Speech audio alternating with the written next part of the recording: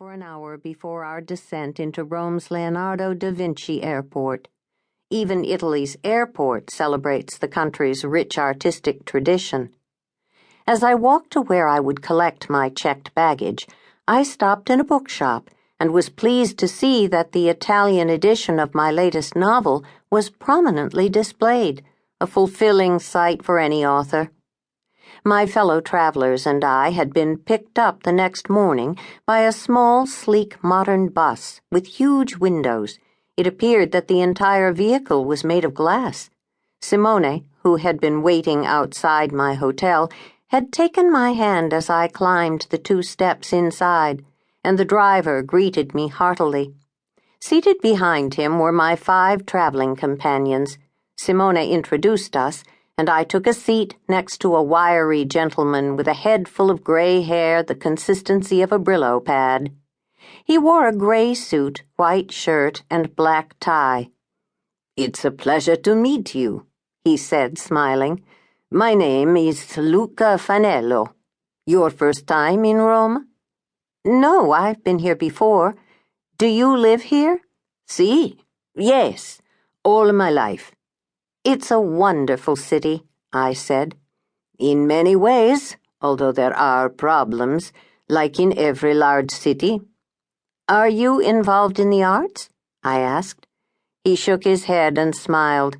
"No, but it is my passion. I recently retired from the police force here in Rome. 20 years. But I have always had a love of great art. My colleagues sometimes teased me about it.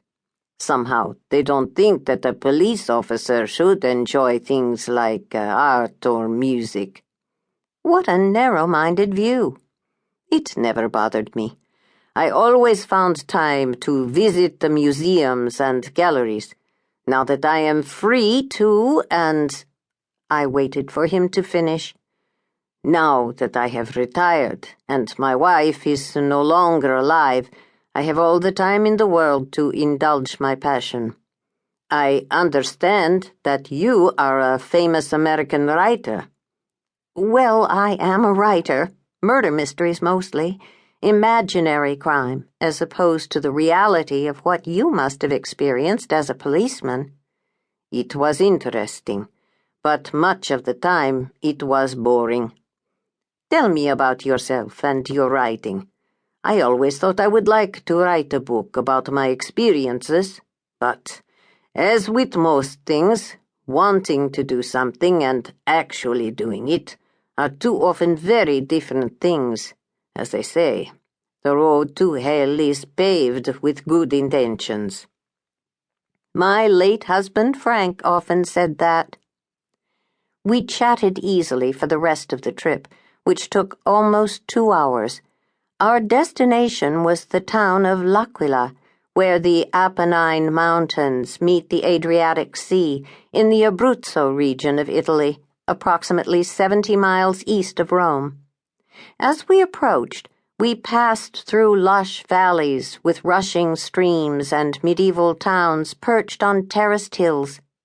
I'd read that the Abruzzo region was prime skiing territory, and the snow-capped mountains surrounding the area gave testimony to that. "I trust we won't run into any witches or lupi manari," Fanello said casually. "Meaning?" "Werewolves," he explained, laughing. "Abruzzo is known for its witches and werewolves." "I'd better be on the alert." "No need," he said. "It's all legend.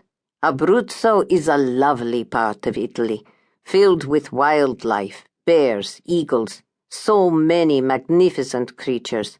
My wife and I visited often. The weather is perfect, the best in Italy, always cool and pleasant. But we don't come to see bears or to enjoy the weather, see? We're here to see the art."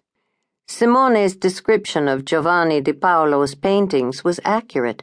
They were certainly dramatic and somewhat upsetting, but I recognized the skill that went into creating them.